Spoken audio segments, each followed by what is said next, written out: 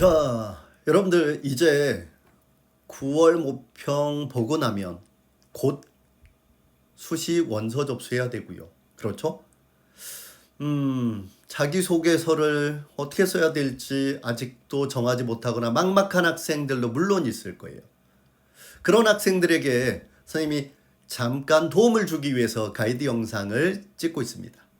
자, 일단 자기소개서 여러분들 제출대학이 수도권 상위대학에서 어디 있는지, 여러분들 이 자소서나 여러분들 뭐 추천서가 이제 사라지는 추세죠. 그렇죠? 추천서는 이미 사라졌고요. 여러분들 자기소개서도 곧 사라질 예정이에요. 그렇지만 아직은 남아있다는 거죠. 아직은. 그렇죠? 따라서 여러분들이 완전히 폐지되기 전까지는 자기소개서도 여러분들 요구한다면 반드시 잘 작성해서 제출을 해 주셔야 돼요. 자, 어떤 대학교가 자소서가 있는지 한번 살펴볼게요. 자소서 있는 대학교들 살펴보시면 2022학년도에 자, 연대가 있고요. 성균관대 있고요. 그리고 서울대 있죠. 그리고 숙명여대, 홍익대, 동국대, 건국대, 중앙대, 이화여대, 경희대, 인하대, 아주대, 시립대, 이렇게 서울 상위권 대학의 자소서 제출 비중이 작년에 비해서는 줄었지만 아직도 남아있다. 다만 작년까지 제출을 하던 고려대, 서강대 같은 경우에는 여러분들 뭐 없어졌고요. 한국외대도 없어졌죠. 따라서 요 세 개 대학만 여러분들 자소서가 사라졌고요. 그리고 나머지 대학들은 아직도 자소서가 남아있다라고 생각하시면 될 것 같습니다. 자, 중위권 대학에서도 역시 자소서가 작년에 제출하다가 없어진 대학들이 있죠. 단국대가 있고요. 한국외대 글로벌이 있고요. 그리고 상명대가 있고요. 을지대. 요 네 개 대학은 여러분들 뭐 자소서를 제출하다가 여러분들 자소서가 없어진 대학이고요. 나머지 대학들은 역시 자소서를 제출해야 되는 대학들이 있어요. 명지대, 가천대, 한국항공대, 동덕여대, 덕성여대, 서울과기대, 세종대, 숭실대, 인천대, 경기대, 카톨릭대, 광운대, 성신여대, 서울여대, 국민대는 아직도 그 인원이 줄긴 했지만 네, 자소서를 제출하셔야 돼요. 자, 선생님, 자소서 어떻게 써야 될까요? 일단 올해부터 자소서의 공통 양식이 변화됐어요. 작년까지는 여러분들 뭐 5,000자에서 올해는 3,100자로 글자 수가 왕창 줄었고요. 그리고 문항도 여러분들 줄었어요. 일단 작년까지는 문항이 기본 문항이 여러분들 세 문항이었어요. 1번, 2번, 3번 이렇게 세 문항이었는데 올해는 기본 문항이 두 문항으로 줄었고 나머지 3번 문항이 대학별로 자율문항인데 자율문항이 없는 대학교 같은 경우에는 여러분들 결국 몇 자만 쓰면 돼요? 네, 1500자 하나 1번과 800자 2번만 쓰면 돼요. 따라서 결국 2300자만 써도 여러분들 뭐 자소서가 충분하기 때문에 작년에 거의 절반 이하로 글쓰기 분량이 줄었다 이렇게 생각하시면 돼요. 좋은 거죠. 동시에 여러분들 대단히 위험한 것이기도 해요. 왜 그렇죠? 글자 수가 줄었다는 건 여러분들 자기가 쓰고 싶은 내용은 많은데 뭘 선택해야 될지 어떤 걸 선택해서 강조해야 될지를 잘 골라내야 된다는 뜻이기도 해요. 자, 한번 살펴볼게요. 2022학년도에 통합문항으로 1번, 2번은 어떤 구조인지 여러분들 1번 문항은 띄어쓰기 여러분들 1500자고요. 2번 문항은 800자인데 과거 여러분들 2021학년도 1, 2번 문항이 통합 1번으로 합쳐졌다 이렇게 생각하시면 될 것 같습니다. 자, 이 내용을 여러분들 더 자세히 살펴볼게요. 2022학년도 자소서 공통양식에서 먼저 유의사항들이 있는데 유의사항은 일반적으로 여러분들 알고 있는 내용이에요. 특히 4번 자, 서류평가에서는 이런 내용을 기재하게 되면 0점 처리되는 거 있죠. 그렇죠? 뭐예요? 공인원학 성적, 교회 수상실적 이런 거 써서도 안 되고요. 3번 중요한데요. 제발 좀 표절 좀 하지 마세요. 자, 작년에 여러분들 표절을 통해서 불합격한 학생들이 무려 3,100명이나 돼요. 그러니까 지금은 표절 검색, 유사도 검색 시스템이 매우 정교해져서 여러분들 기존의 데이터로 쌓여 있는 거나 인터넷에 있는 것들은 거의 다 표절로 골라낼 수 있어요. 어떤 학생이 이렇게 이야기했는데 선생님 저는 A대학교에도 내고 B대학교에도 내고 C대학교에 냈는데 A대학교에 낸 자료를 B대학교에다 내도 표절인가요? 그건 아니에요. 이건 자기 표절은 없어요. 아시겠죠? 선생님 혹시 작년에 내가 썼던 걸 그대로 이용해도 혹시 표절인가요? 저는 N수생인데 그것도 표절이 아니에요. 자기의 관련된 내용은 표절이 아니지만 다른 사람의 내용을 가져다 쓴 경우에는 여러분들 뭐 다 표절이에요. 자, 자기소개서 문항을 통해서 한번 더 자세히 살펴볼게요. 자, 고등학교 재학기간 중 여기까지는 여러분들 공통 내용이라서 의미 없죠. 고등학교 재학기간 중 다만 검정고시 출신자는 중학교 졸업 이후 고등학교 재학기간에 준하는 기간의 경험을 기술하도록 하고 있어요.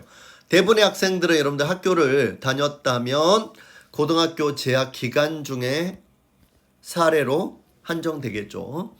자, 자신의 진로와 관련한 여러분들 뭐 노력이죠.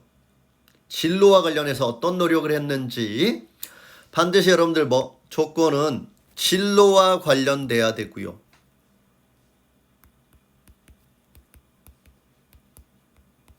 이 진로와 관련한 노력 중에서도 다양한 노력 중에서도 본인에게 의미 있었던 학습 경험과 교내 활동을 중심으로 써야 되죠. 그러니까 여러분들이 만약에 여기다 글을 쓰신다면 첫 번째 반드시 진로 관련성이 있는 내용 중에서 학습 경험 그리고 여러분들 뭐예요? 교내 활동이죠.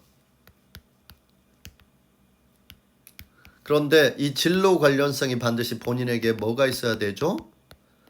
의미를 가져 단순 활동이어야 돼요. 따라서 예를 들면 진로 관련한 노력 중에서 본인에게 의미 있었던 학습 경험 그랬어요. 그렇죠. 학습 경험 다양할 텐데 생기부의 기록들을 먼저 확인하시고요.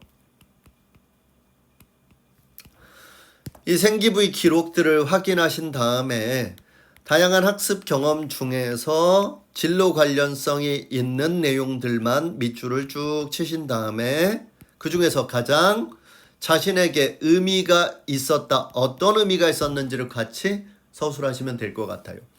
두 번째는 다양한 교내 활동 중에서 역시 진로 관련성이 있는 내용을 골라 내셔서 어떤 의미가 있었는지를 같이 서술하시면 될 것 같고요.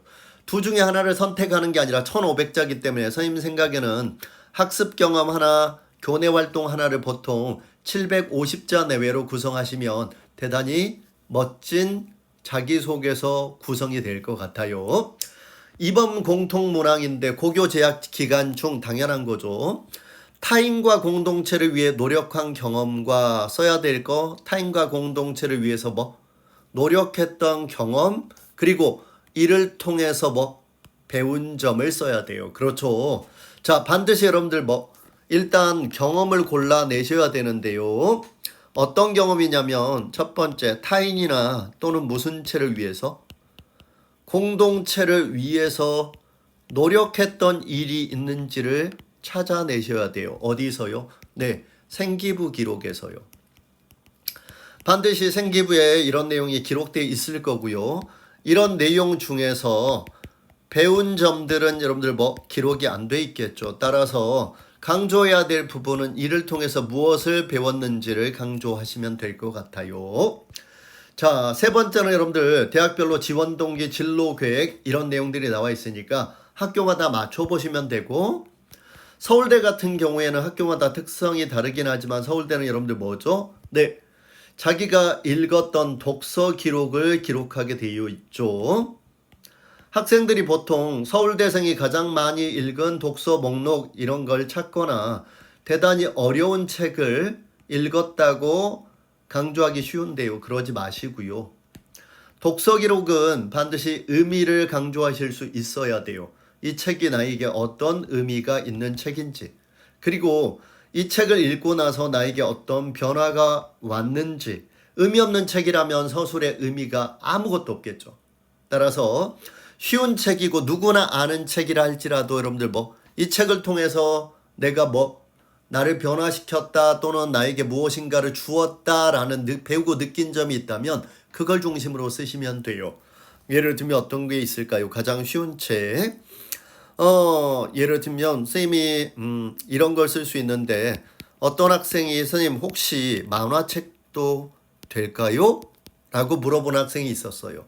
네, 선생님이 3년 전에 선생님하고 같이 자소서를 한번 수정했던 친구가 있는데요. 서울대학교를 지원했던 친구인데 이 친구는 뭘 썼었냐면 자기가 가장 좋아하는 만화책 중에 한 권을 썼었어요. 그게 바로 초밥왕이라는 여러분들 만화책이었는데요.